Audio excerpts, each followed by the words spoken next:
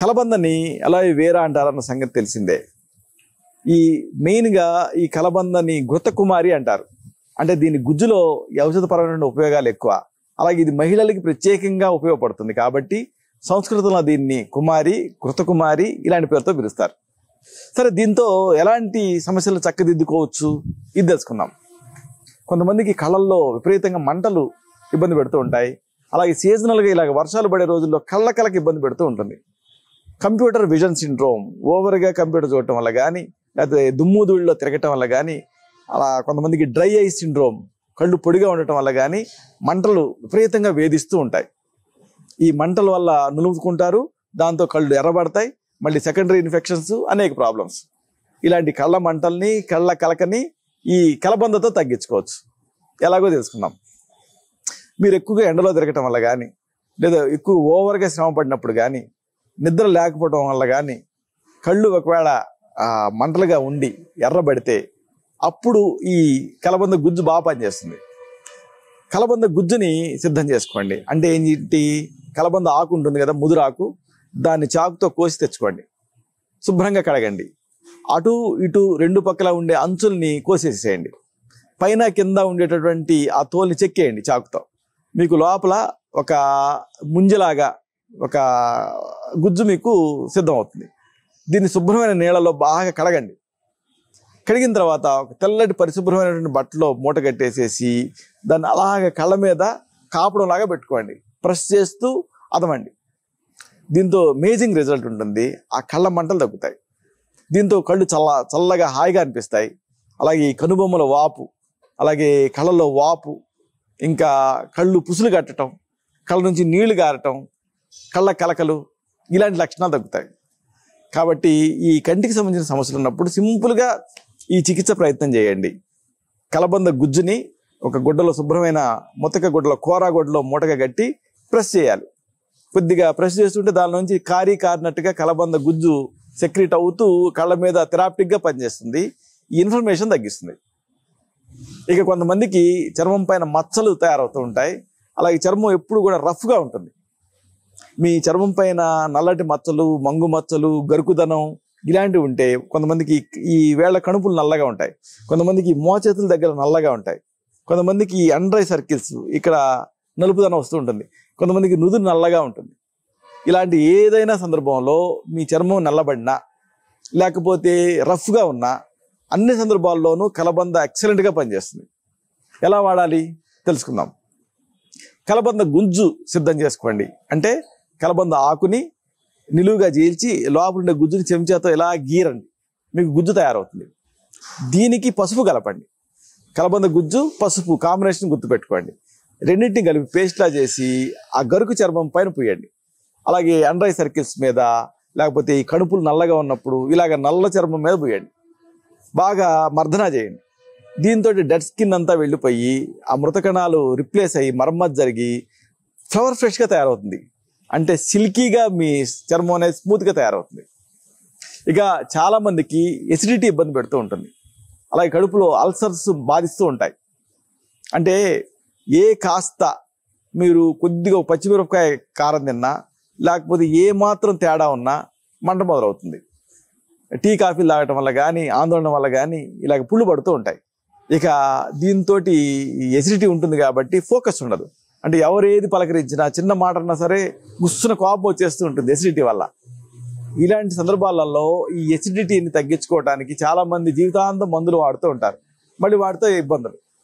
అలా కాకుండా కలబంద మీకు ఉపయోగపడుతుంది. ఎలాగో తెలుసుకుందాం. ఏం చేస్తారంటే, ఒక భాగం సోపు గింజల్ని మెత్తగా పొడి చేయండి.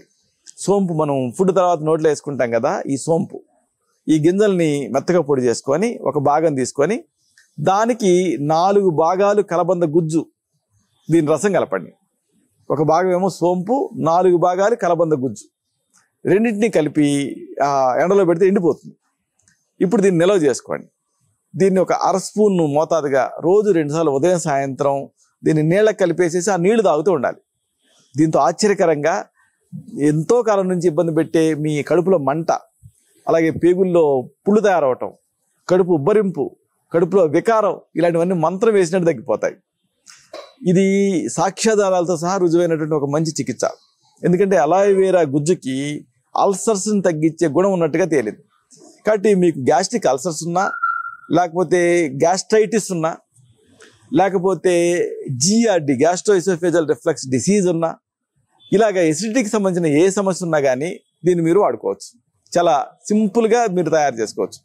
ఒక భాగం సోంపు గింజల పొడి, దీన్ని మెత్తగా తయారు చేసుకొని ఈ సోంపు గింజల్ని కాస్త వేయించి మెత్తగా పొడి చేసుకొని అది చూడండి, అది ఉదాహరణకి ఒక 10 గ్రాములు వచ్చింది అనుకోండి, దానికి 4 రెట్లు అంటే ఏమిటి 4 భాగాలు అంటే 40 గ్రాములు అలోవెరా గుజ్జు కలపండి, కలబంద గుజ్జు. రెండింటిని బాగా కలిపి ముద్దగా చేసి ఆరబెట్టండి, ఎండిపోతుంది. దాన్ని మళ్ళీ పొడి చేసుకొని నిల్వ చేసుకోండి. దీన్ని ఏ రోజుకి ఆ రోజు, ఏ పూటకి ఆ పూట ఒక 1/2 స్పూను చొప్పున ఉదయం సాయంత్రం కూడా నీళ్ళకి కలిపేసేసి దీన్ని లోపలికి తాగుతూ ఉండాలి. దీంతో ఎసిడిటీ, గ్యాస్ట్రైటిస్, తర్వాత గ్యాస్ట్రిక్ అల్సర్స్, పెప్టిక్ అల్సర్స్, ఇలాంటి కడుపు ఉబ్బరింపు, బ్లోటింగ్, ఇలాంటివన్నీ సమస్యలు తగ్గుతాయి. ఇక చాలామంది ఈ దంతాలకి ఈ కేశాలకు సంబంధించిన సమస్యలతో ఇబ్బంది పడుతూ ఉంటారు. అంటే జుట్టు ఊడిపోతూ ఉంటుంది, జుట్టు ఎండిపోతూ ఉంటుంది, జుట్టు అందవిహీనంగా కనిపిస్తూ ఉంటుంది, డ్రైగా ఉంటుంది. ఇలాంటి కేశ సంబంధ సమస్యలలో అలోవెరా అనేది అద్భుతంగా పనిచేస్తుంది. ఈ కలబంద గుజ్జుని దీన్ని తీసుకొని దానికి రెట్టింపు కొబ్బరి నూనె కలపండి. ఉదాహరణకు కలబంద గుజ్జు అనేది మీకు మొత్తంగా తీసిన తర్వాత అది ఒక 2 టేబుల్ స్పూన్లు వచ్చింది అనుకుందాం. రెట్టింపు అంటే 4 టేబుల్ స్పూన్లు కొబ్బరి నూనె కలపండి. కలిపి చిన్న మంట మీద ఆ ద్రవాంశం ఎగిరిపోయే వరకు కూడా లైట్గా మరిగించండి. చివర్లో దీనికి తగినన్ని మరువం ఆకులు వేయండి, చల్లార్చండి, వడగట్టుకొని దీన్ని కేశ తైలం కింద వాడుతూ ఉండండి, హెయిర్ ఆయిల్ కింద. దీంతో మీ వెంట్రుకలు చాలా చక్కగా, అందంగా, ఆకర్షణీయంగా, సిల్కీగా, మృదువుగా తయారవుతాయి. అలాగే తలలో దురదున్న, చుండ్రున్న ఇలాంటివన్నీ తగ్గిపోతాయి. ఇలా మీకు మీరే ఒక చక్కటి కేశ తైలాన్ని తయారు చేసుకోవచ్చు. చాలా సింపుల్. కలబంద గుజ్జుని తీసుకొని సేకరించి దీనికి రెట్టింపు కొబ్బరి నూనె కలిపేసేసి చిన్న మంట మీద ద్రవాంశం ఆవిరయ్యే వరకు లైట్గా మరిగించి చివర్లో ఇక తగినన్ని ఇది దించుతామనగా తగినన్ని మరువం ఆకులు వేయాలి. చక్కటి సుమగంధాలు వస్తూ ఉంటుంది, కేశ తైలం సిద్ధం అవుతుంది. దీన్ని హెయిర్ ఆయిల్ కింద వాడుకుంటూ ఉండండి. దీంతో మీ జుట్టు చాలా అందంగా తయారవుతుంది, చుండ్రు ఇలాంటివి కూడా తగ్గుతాయి. అయితే ఇదంతా ఒక ఎత్తు అయితే కలబంద సోరియాసిస్లో అమోఘంగా పనిచేస్తుంది.